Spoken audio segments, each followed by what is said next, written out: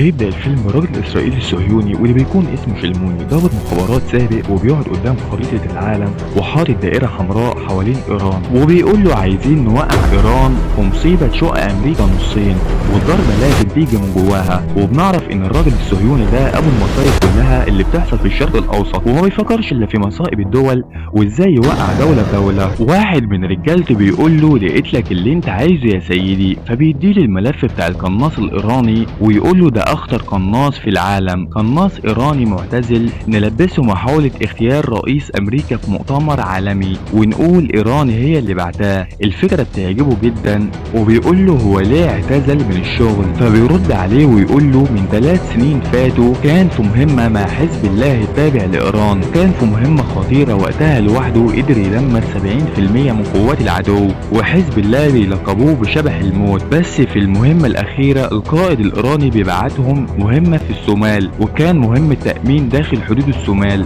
وبنعرف ان اسمه الحقيقي نصر الطرفاوي وكان معاه صاحب عمرو عبيدة. وطبعا دخولهم للصومال بيبقى بطريقة غير قانونية بس عامة قدروا يعني ينجحوا في دخول البلد لانهم متدربين على اعلى مستوى. في الوقت ده بقى عبيدة بيراقب المكان وبيلاقي الهدف اللي بيأمنوه عادي، لكن فجأة بيلاقوا 2 راكبين عربية ومعاهم رشاشات. في الوقت ده عبيدة بياخد الاحداثيات بالضبط وبيقول لنصر الطرفاوي على طول اللي فورا بيخلص على الاتنين بدقة عالية جدا كأن الرصاصة عارفة هي رايحة فين. ساعتها بقى الهدف بتاعهم بيعدي منطقة الخطر وبكده تبقى المهمة انتهت، لكن فجأة بيلاقوا عربيتين مسلحين بالقنابل والرشاشات كتير فبيطاردوا الهدف بكل شراسة. فبيضطر وقتها نصر الطرفاوي يصطاد فيهم واحد ورا تاني لحد ما بيقدر في وقت قليل انه يدمر عربيتين منهم. وقتها بقى كلهم بينزلوا وبيبدأوا يضربوا رصاص وقنابل بطريقة عبيطة جدا على الجبل اللي نصر الطرفاوي وعبيدة فوقيه. فبيطلب بسرعة نصر الطرفاوي مساعدة من الجيش الإيراني، لكن القائد بيتخلى عنهم ويقول له انت ملقب بشبح الموت، يلا اتصرف بقى ورينا نفسك، هتهرب ولا هتسيبهم يقتلوك؟ الطرفاوي بيغضب جدا وبيقول له وحياة امك لو 10 جيوش بحالهم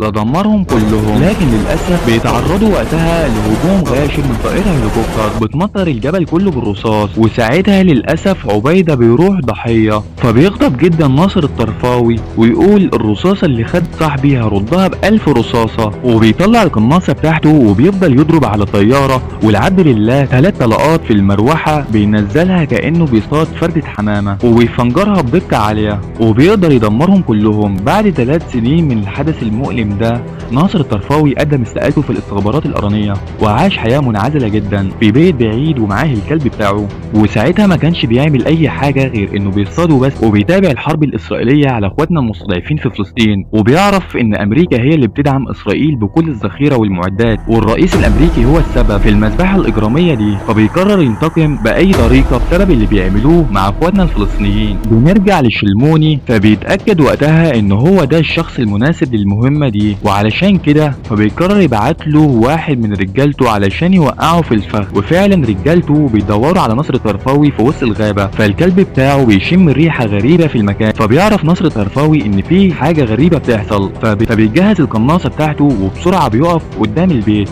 ومعاه القناصة بتاعته. وفجأة عربية تقف قدام بيته فبينزل منها الرجل اللي بعته شلموني علشان يورطه في مصيبة. اول ما بيشوف نصر الطرفاوي بيقول له اهلا بيك يا شبح الموت. هنا نصر الطرفاوي بيسمع الاسم ده وبيقول اكيد ده واحد من حزب الله علشان كانوا بيلقبوه بالاسم ده زمان، والرجل اللي بعته شلموني بيكون مخطط بدقة التفاصيل اللي فعلا نصر الطرفاوي ما يشكش ان ده تابع للكيان. المهم فبيرد عليه نصر الطرفاوي وهو ماسك القناصة بيقول له مش انتم اللي سبتوني نتمرمط في الصومال وساعتها محدش سمع صراخ عبيدة وهو بيموت جنبي ولا جات لنا طلقة دعم واحدة؟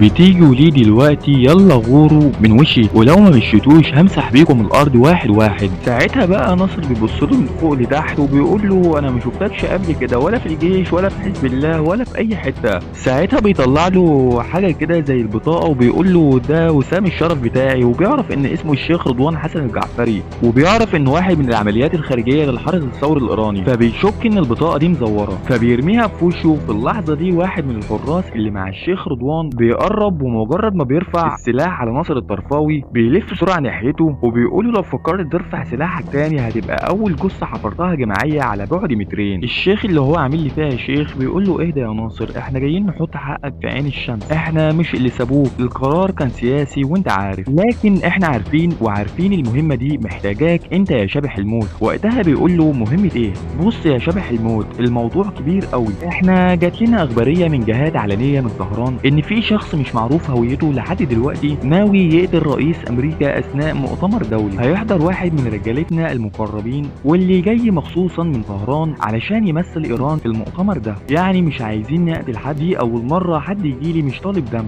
مش عايزين تقتل، احنا عايزينك تحدد بس مكان القاتل قبل ما يضرب، لان معلوماتنا بتقول ان القناص ده محترف ومش اي حد يقدر يكشفه. قلنا مفيش غيرك يا شبح الموت اللي يقدر يواجه قناص زيك. ناصر بيقول له يعني انتوا عايزين احمي رئيس امريكا بعد ما بيبعتوا ذخيره للي ما بيتسموش تفني بها الاطفال؟ بيقول له لا مش علشان عيون الرئيس الامريكي، احنا عندنا شخصيات من قلب طهران هيحضر المؤتمر وهيقعد على بعد مترين من الراجل ده، والمصيبه لو الرصاصه طلعت غلط العالم كله هيقول ايران قتلت الرئيس الامريكي قدام الكاميرات، وساعتها امريكا مش هتفكر تضرب طهران من اول طلعه جويه. بعد كده بيقول له حاضر يا سيدي، بس الموضوع لو طلع فخ اعرف ان شبح الموت شبح بجد. وقتها بيديني العنوان وبيجيب علبه وبيحطها على المسافه اللي قال له عليها. وقتها بيقول في نفسه شوف يا عبيده الرصاصه لسه بتسمع الكلام، لسه الايد ثابته ولسه الحساب مفتوح. وبعديها بيرن على واحد صاحبه علشان يجي يخلي باله من الكلب لحد ما يرجع. المعلم ناصر بيشد الرحالة على أمريكا وبيريب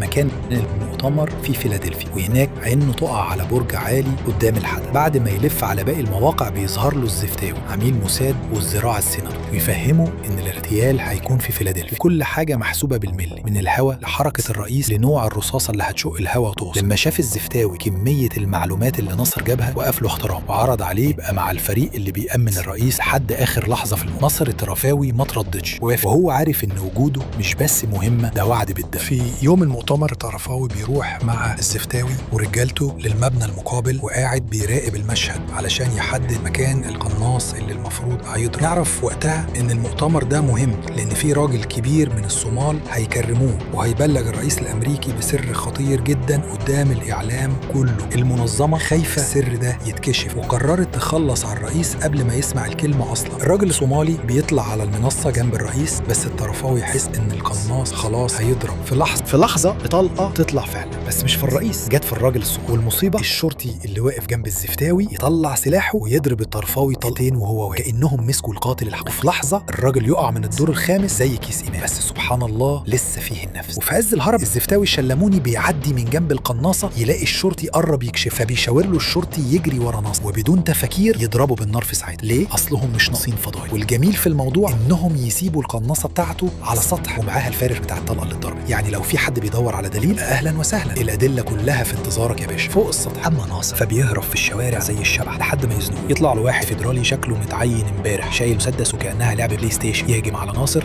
بس ناصر طبعا يفرمه في ثانيتين، ياخد المسدس والعربية ويكلبشه كمان ويقول له كلمة اللي هتدخل التاريخ: أنا مش اللي حاولت أقتل الرئيس، الخاين الحقيقي هو اللي بيطاردني دلوقتي. يدوز بنزين ويمشي، وساعتها دنيا بتولع. أمريكا كلها بتحول لحلقة من برنامج أخطر المطلوبين، عربيات شرطة، مطاردات، طيارات فوق دماغه، وكل ده وهو بيحاول يثبت إن الحقيقة في حتة تانية، بس الكل بيدور عليه كأنه هو الشيطان ذات نفسه. في عز الزحمة والمطاردة ناصر الطرفاوي قرر يستخبى جوه مغسلة عربية، مش غسيل عادي، ده غسيل دم وبارود. دخل بالعربية وهو بيكتم أنفاسه مستني الغضب يهدى والدنيا تهجع. في نفس التوقيت شيمون الزفتاوي كان بيخطط المصيبة الكبيرة، رايح للسيناتور بنفسه علشان يقنعه إن الوقت جه والرئيس لازم يهجم على إيران بطلعة جوية. بس اللي ما يعرفوش شيمون إن شبح الموت لسه عايش ولسه بيتنفس. ناصر في المغسلة كان بيثبت دين لوجعه ورجله شبه مش موجود، بس الدماغ شغالة. بالصدفة بعد ما تخبط بالعربية خبطتين خلوا الكبوت يقول وسائل العربية وخرج بيها زي الضبور طاي، لكن الشرطة كانت وراه عرفت مكانه وبدأت المطاردة. ناصر جرى بسرعة جنونية لحد ما اتزحلق في شاحنة وخبط فيها بالعرض. أي بني آدم طبيعي كان زمانه في عداد الموت، لكن ناصر الطرفاوي ده شبح قام من الحادثة كأنها ماتش واد. الشرطة حصرته مفيش مهر، فقرر يفاجئهم. دخل على المينا، رجع العربية ظهره ونزل بيها البحر. الغواصين نزلوا يدوروا عليه، بس كانت المفاجأة مفيش ناصر ولا عربية ولا حتى زجاجة مية. الشبح اختفى. هنا بنكتشف ناصر كان لافف على مركب معدية وتعلق فيها زي الأشباح، مستني الجولة الجاية، الجولة اللي هتغير كل حاجة وقدر. يا سيدي، ناصر طرفاوي القناص اللي لولا القدر كان زمانه في قبر، يهرب بأعجوبة من بين أنياب الشرطة اللي كانت بتنهش وراه زي الكلاب الجعانة في آخر الليل. بس هو لا، ده مش أي حد، ده طرفاوي. سحب نفسه بهدوء كأن الهوا هو اللي بيزقه، وراح طالع على مكان فاضي وسكون.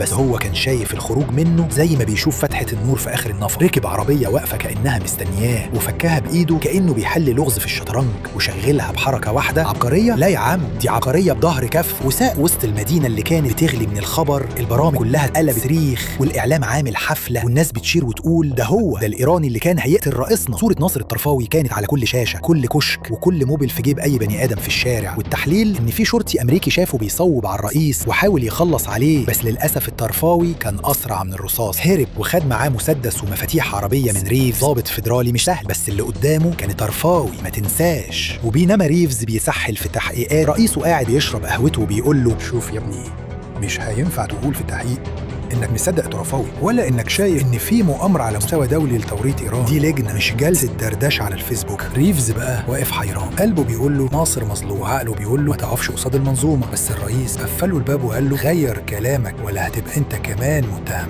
بتدخل اميره على ناصر طرفاوي، تلاقيه قاعد مستنيها ووشه شاحب من الالم، لكنه بيحاول يخديها ورقه فيها كل المعدات اللي محتاجاها علشان تعال. بس قبل ما تمشي ينبه عليها توعي تجيب الحاجات كلها من مكان واحد، اشتري من اكتر من صيدليه واماكن متفرقه، لازم نكون اذكى من عيونهم. في الجهه الثانيه صاحبة ريفز بتروح مكتبه بدري، تتفاجئ ان ريفز نفسه بات في المكتب طول الليل، باين عليه ما نامش. هو مصمم يوصل للحقيقه قبل ما البوليس يلفقوا اي تهم.